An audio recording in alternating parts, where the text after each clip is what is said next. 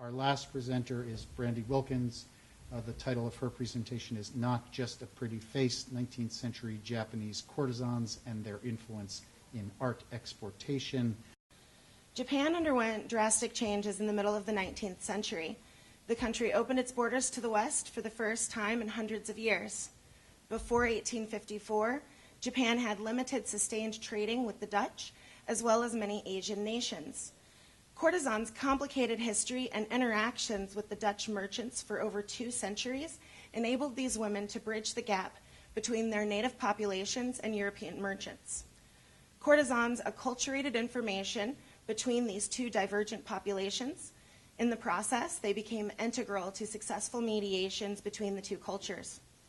Due to these conditions, courtesans became unofficial cultural ambassadors as their country was open to Westerners. In this presentation, I will discuss how courtesans influenced Japanese art exportation through 2 main avenues: their images in art and their interactions with foreigners, both of which were as carefully constructed as their own cultivated personas. In Utagawa Hiroshige II's print, Scene of Nagasaki's Maruyama, one can see 2 courtesans with a Western telescope. Images such as this promulgated the intimate connection between Nagasaki's courtesans of the Maruyama Pleasure District and their Dutch clients. This link enhanced Maruyama courtesans' exoticism and increased their business, as well as elevated their prices. Although these women were extremely important and influential in Japan's transition into modernity, as they assimilated and transmitted Western information, their influence has been downplayed, and their names have been left out of most history. There are many more source materials in Japanese about these women's names. Many brothels published saiken, or directories of courtesans. Unfortunately, most of these records have yet to be translated into Western languages, making them difficult to access. Even so, most of these handbooks do not provide very useful or complete knowledge of these women. The handbooks were created for men who were not interested in the reality of courtesans, only the dream they represented. The only writing we have of these women's lives were all written by men. Therefore, it is difficult to piece together their lives based on extant writings. Frequent fires also meant that courtesans rarely had any personal belongings to preserve for posterity. To give an example of how pervasive this problem was, the Yoshiwara, the licensed pleasure district in Edo, had 19 fires in the 19th century alone. Yet further complications are the cultural differences when it comes to how sex and sex workers are perceived. Reconciling 19th century Western views and ideas with the accepted practice in Japan has proven difficult and may be part of the reasons behind the lack of scholarship in this area. The current scholarship about geishas and courtesans in Western languages is unfairly slanted around Western morals. Primary source documents either condemn courtesans and geisha, pretend no Western man would seek out their company, and or blatantly ignore these marginalized yet celebrated women's close interactions with foreign merchants. Thus, it is important to look at courtesans' representations in art. Complicating this issue is the fact that late Edo through early Meiji periods of art, approximately the years 1840 to 1890, have been underappreciated in art historical research. The absence of scholarship in this time period has even been called, quote, an art historical void, end quote, and the few catalogs and articles are criticized as being too limited in scope. Courtesans and geisha tend to be prominently featured in works from these years. It was also the time when these women interacted most heavily with foreigners and thus had the greatest influence in art. Understanding this confluence of cultures is essential not only for art historical scholarship, it behooves our contemporary global culture and allows one insights into how 2 different cultures are able to benefit from one another. Courtesans and geisha were 2 distinct categories of women. Geisha were more for entertainment and were accomplished dancers, singers, shamisen players, and conversationalists. Their intellect and wit enabled geishas to be the life of the dinner party. Courtesans were women of play, prostitutes who sold the idea of romance more than just sex. These women were much different than Western prostitutes and enjoyed mainstream popularity. Oran, or upper echelon courtesans, were extremely skilled and acquired the same skill set as geisha. The word geisha has become a part of the English lexicon, although it is most often associated with a courtesan's duties more so than her own. This is in part because the lines between courtesans and geisha were blurred in unlicensed pleasure districts. In Fukagawa, the unlicensed pleasure district in Edo, for instance, it was not uncommon for geisha to provide sex. Some courtesans were courtesans in everything but name.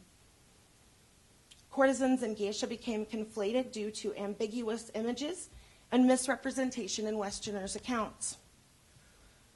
These women's representations in art are especially problematic as the two professions were merged into an anonymous amalgamation of a Japanese woman as the face of Japan. This photograph by Kusakabe Kembe is an excellent example. The woman is titled as Geisha with backwards obi. Her hair is simple and elegant, which does denote a geisha, yet the forward-facing obi is a considerable problem, as only courtesans wore their obis this way. Geisha would not have worn their obi this way, regardless of the caption. It is important to note that Japanese would have instantly recognized this woman as a courtesan, regardless of the title. Courtesans were accustomed to marketing themselves through imagery. Edo period Japan was a very commercialized culture.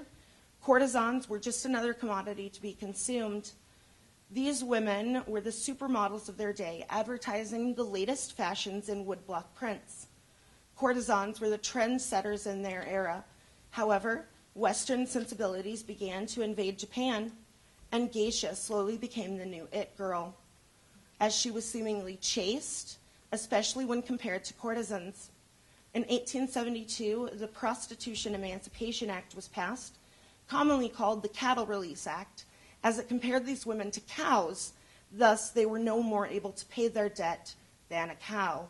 This law allowed courtesans and geisha to shirk their indentured status and walk away from the debts still hanging over their heads. Many Oran easily morphed into geisha overnight. Records from the Yoshiwara confirm this exodus. Courtesans and geisha recognized the potential of photography as a new medium with which to market themselves. Toyohara Kunachika's print, Photographs, shows a geisha seated before a camera. Prints like this advertised geisha and courtesans as early adopters of the new Western technology. In fact, these women were so prevalent in photography that proper Japanese women refused to step in front of the camera. Photographers had to hire courtesans and geisha to star in their photos. Almost all women portrayed in 19th century Japanese souvenir photography are either courtesans or geisha. The only exception are members of the photographer's family who were sometimes persuaded to sit for their relative.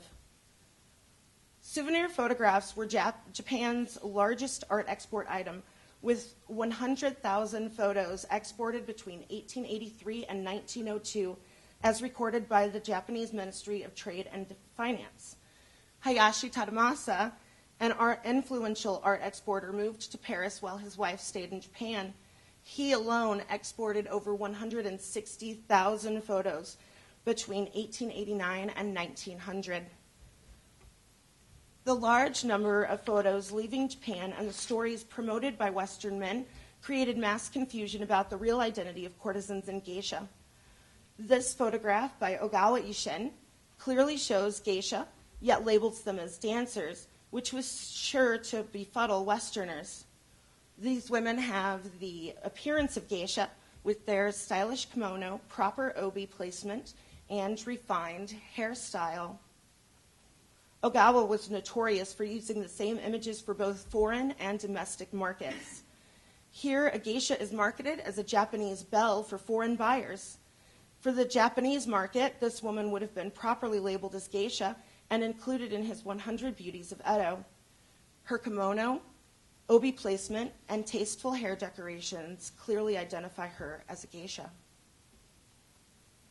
Kembe creates a mix of both geisha and courtesan with this photograph, young woman with fan. Her obi and elegant kimono announce her as a geisha, yet the extravagant hair ornaments are closer to a courtesan's. It is clear that mislabeling was not the only source of Westerners' confusion surrounding these different categories of women. To conclude, while courtesans may not have had the autonomy to create their own representations in art, their close interactions with local artists helped disseminate their image and increase their popularity. Courtesans interacted heavily with foreign Western merchants, and their images spread throughout Europe. Their charm, personalities, and intellect enhanced their outward beauty and left quite an impression on those with whom they interacted. When the opportunity arose for courtesans to change their destiny, they became geisha and remained influential throughout the remainder of the 19th century, inspiring art exportation through souvenir photography. Courtesans and geishas' close encounter with Western tourists left an indelible mark on the minds of foreigners who had to purchase photographs and prints to ensure they never forgot their moments with these women. In these ways, courtesans and geisha were able to directly influence art exportation, creating a global marketplace for their images and increasing their popularity by proxy.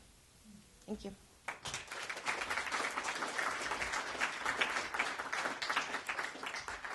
Question for Brandy.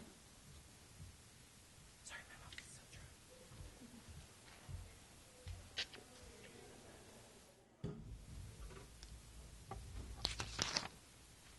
Yes.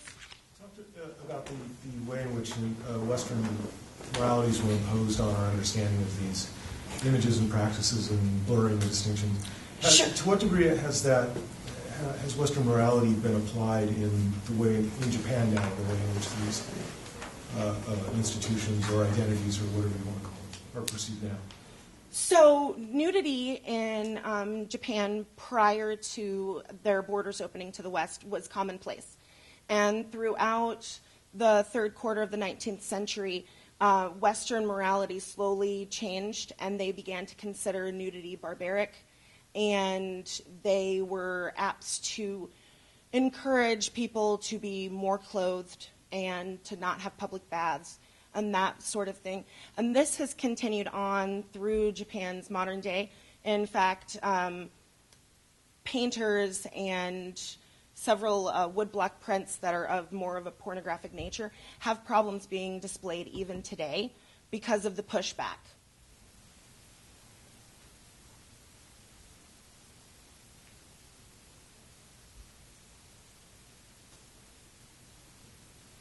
Are there, you showed mostly woodblock prints and photographs. Are there other visual representations of courtesans and geisha that are involved here or different than these, or these are the primary ways that these images are disseminated?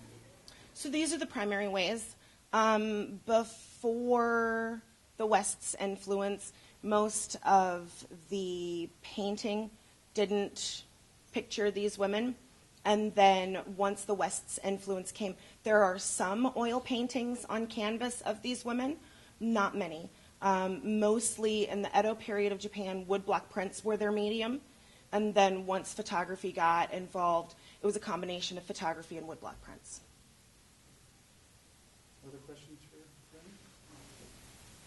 You talked about interaction with Europe. Were there any photos that were sent to the U.S. as well, or the other direction? There were hundreds of thousands also sent. Kusakabe Kembe, one of the earlier photographers, this one, 90% of all the extant works that we have of him are in Europe or the U.S., and 60% of all of his work he produced was exported. Unfortunately, for the scope of this research paper, I only focused on Europe. I did come across a lot of references in the United States as well. Was there any interest in Japan itself for these photos? There are. These are only one category. So most of the time you would either buy a single photograph or you would buy an album. And in these albums, the majority of photos are of women, but there are also landscape photographs of places that you would see. There are also photographs of men in traditional costumes, But the percentage-wise, I would say generally most albums are about 60 to 75% women. Join me in thanking Brandy.